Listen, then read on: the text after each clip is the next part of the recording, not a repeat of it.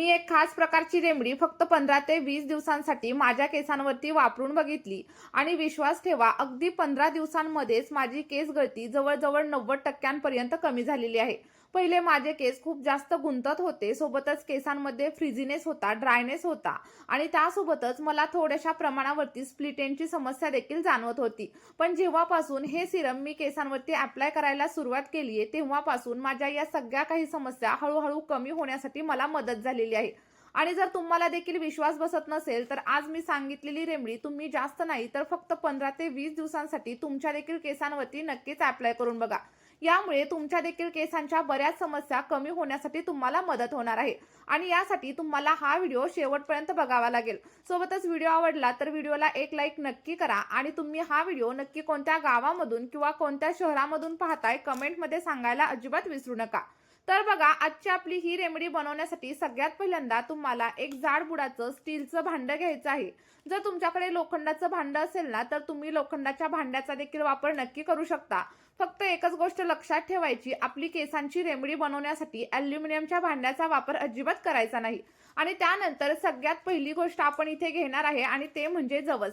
बघा, याला फ्लॅक्सीड्स असं देखील म्हणतात आणि जेव्हा तुम्ही फ्लॅक्सीड जेल केसांवरती अप्लाय करता, तेव्हा तुम्हाला मार्केटमधील महागडे असे हेअर स्पा क्रीम देखील आणण्याची आणि केसांवरती अप्लाय करण्याची अजिबात गरज लागणार नाहीये. कारण बघा, जवसामध्ये ओमेगा 3 फॅटी ॲसिड्स आणि भरपूर सारे अँटीऑक्सिडंट असतात, ज्यामुळे तुमचे कितीही गुंतागुंतीचे केस असू द्या किंवा मग केस ड्राय झालेले असू द्या, फ्रिझी झालेले असू द्या, तर या सगळ्या काही समस्या हळूहळू कमी होण्यासाठी मदत होणार आहे.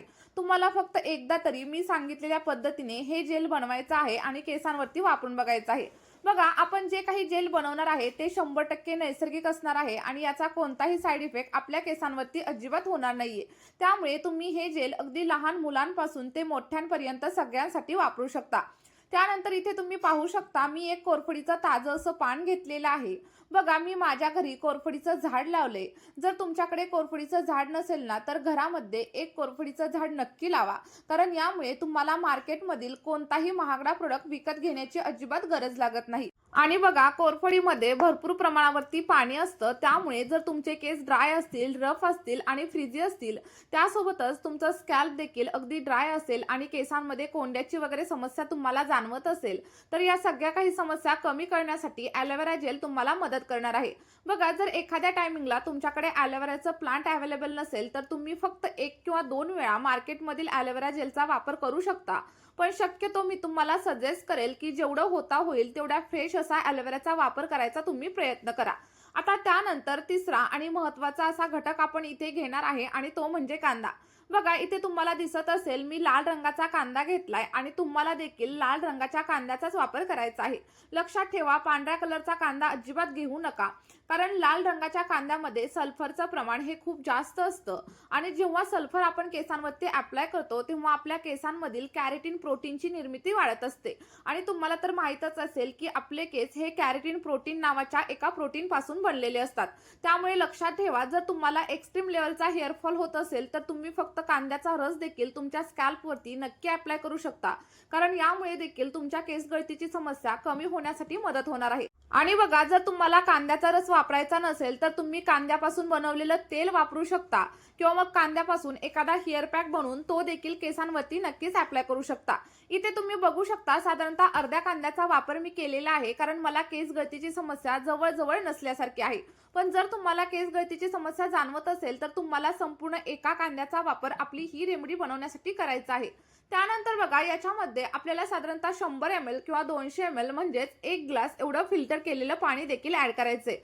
आता जर तुमच्याकडे फिल्टर केलेलं पाणी नसेल, तर तुम्ही पिण्यासाठी ज्या पाण्याचा वापर करत असाल ते पाणी आपल्या या रेमेडीसाठी वापरलं तरी देखील चालेल.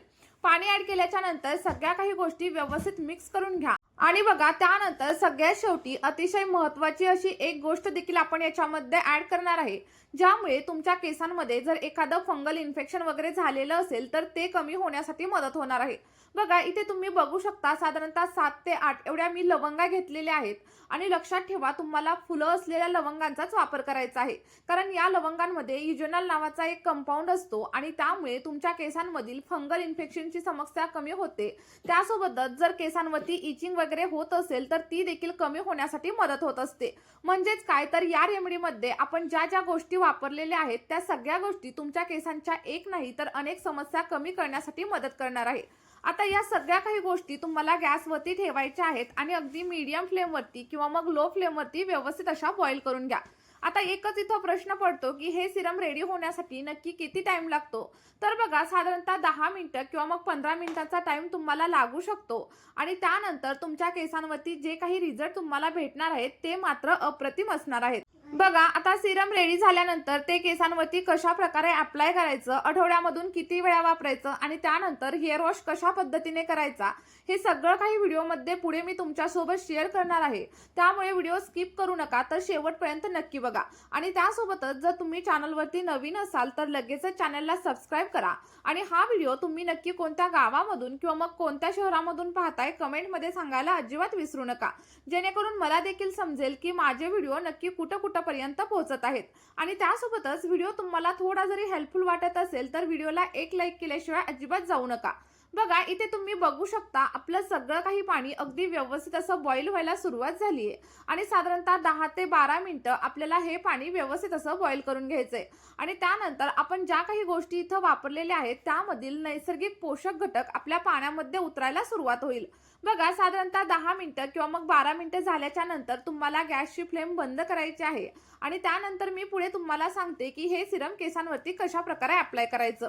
बघा बऱ्याच वेळा तुम्ही पाहिलेलं असेल की अनेक मुलींचे किंवा मग स्त्रियांचे केस हे खूप जास्त लांब असतात, घनदाट असतात आणि सिल्की आणि स्मूथ असतात.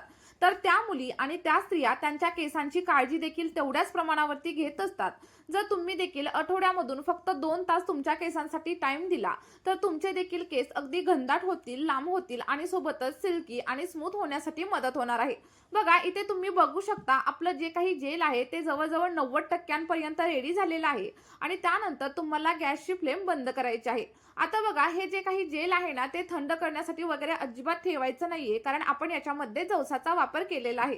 बघा इथे तुम्ही बघू शकता गरम असतानाच सगळं काही जेल आपल्याला गाळून घ्यायचंय आणि गाळून घेतल्यानंतर पहिल्यांदा तर तुम्हाला जेलची कन्सिस्टन्सी अगदी पातळ दिसत असेल, पण जसं जसं हे जेल थंड व्हायला सुरुवात होईल तेव्हा याची कन्सिस्टन्सी अगदी चिकट होण्यासाठी सुरुवात होईल आणि त्यामुळेच मी तुम्हाला सांगितलं की हे जेल तुम्हाला गरम असतानाच गाळून घ्यायचंय.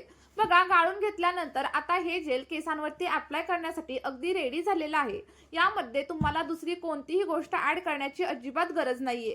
आता मी पुढे तुम्हाला सांगते की हे केसांवरती कशा प्रकारे अप्लाय करायचं.